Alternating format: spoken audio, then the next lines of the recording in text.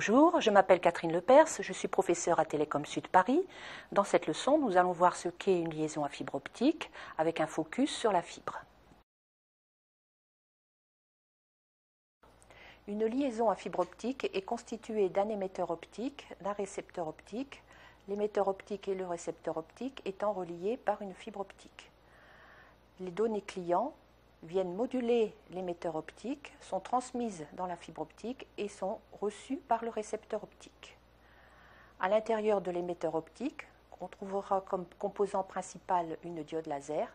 À l'intérieur du récepteur optique, on trouvera des photodiodes. La fibre optique présente de nombreux avantages, en particulier de faibles pertes, une large bande passante, de faibles dimensions, un faible poids, aucune interférence électromagnétique et une grande résistance aux attaques chimiques et aux variations en température. La fibre optique est composée de deux cylindres concentriques de verre de silice. Le cœur est le premier cylindre de plus petit diamètre. Il a un indice de réfraction N1 et il assure le confinement de la lumière. Le deuxième cylindre, appelé gaine, a un indice de réfraction N2 et pour assurer le guidage de la lumière, il faut que N2 soit inférieur à N1. Le revêtement en polymère permet de protéger l'ensemble cœur plus gaine et n'a aucun rôle optique. Il existe deux sortes de fibres optiques, la fibre optique multimode et la fibre optique monomode. La fibre optique multimode a un diamètre de cœur de 50 micromètres ou 62,5 micromètres et un diamètre de gaine de 125 micromètres. La fibre optique monomode a un diamètre de cœur beaucoup plus petit, de 9 micromètres, et un diamètre de gaine de 125 micromètres. Dans la suite, nous allons considérer la fibre optique monomode. La fibre optique est un guide d'onde qui exploite les propriétés réfractrices de la lumière. Comme vu précédemment, elle est constituée d'un cœur entouré d'une gaine.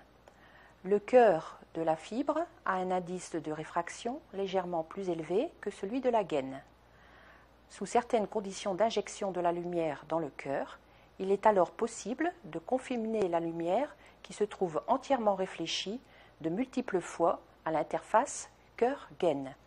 C'est le phénomène de réflexion interne totale. Dans une fibre multimode, il existe plusieurs modes de propagation de la lumière correspondant à différents trajets optiques des rayons lumineux. Dans une fibre optique monomode, il n'existe qu'un mode de propagation de la lumière correspondant à un seul trajet des rayons lumineux.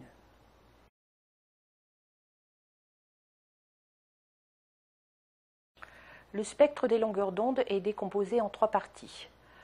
Le spectre invisible, correspondant au rayonnement UV, le spectre visible, correspondant aux couleurs visibles de l'arc-en-ciel et à la décomposition en longueur d'onde de la lumière blanche, et le spectre invisible, correspondant aux infrarouges, qui se trouvent donc au-delà du rouge. Ce spectre invisible concernera les réseaux optiques et les données seront transmises grâce aux longueurs d'onde de ce spectre infrarouge.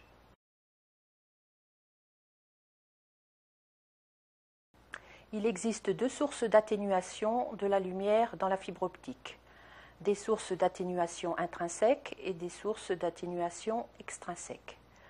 Les sources d'atténuation intrinsèques sont fonction du matériau et de la longueur d'onde. On considère les pertes par absorption de la silice au-delà de 1,6 micromètre et les pertes par diffusion.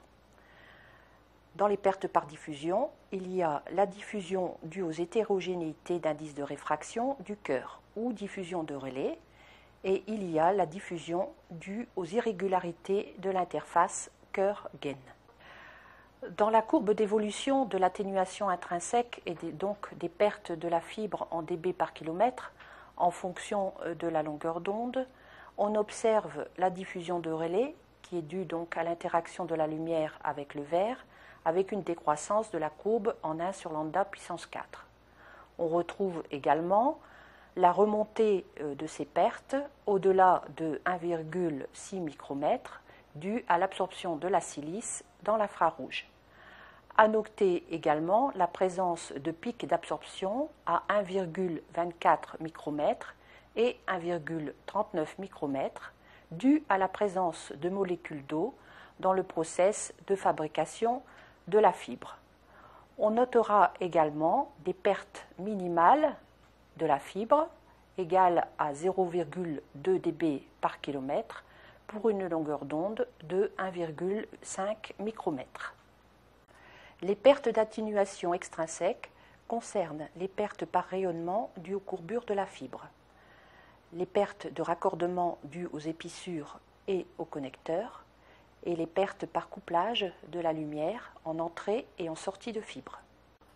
Si on considère une fibre optique qui a une atténuation de 0,2 dB par kilomètre à 1,5 micromètre, au bout de 10 km, la puissance du signal lumineux PE introduit dans la fibre sera atténuée de 2 dB. Au bout de 15 km, la même puissance PE sera atténuée de 3 dB, ce qui correspond, d'après le tableau d'équivalence perte, à une puissance du signal lumineux de sortie, PS, égale à la moitié de la puissance du signal lumineux d'entrée, PE, soit PS sur PE égale 50% ou PS sur PE égale moins 3 dB.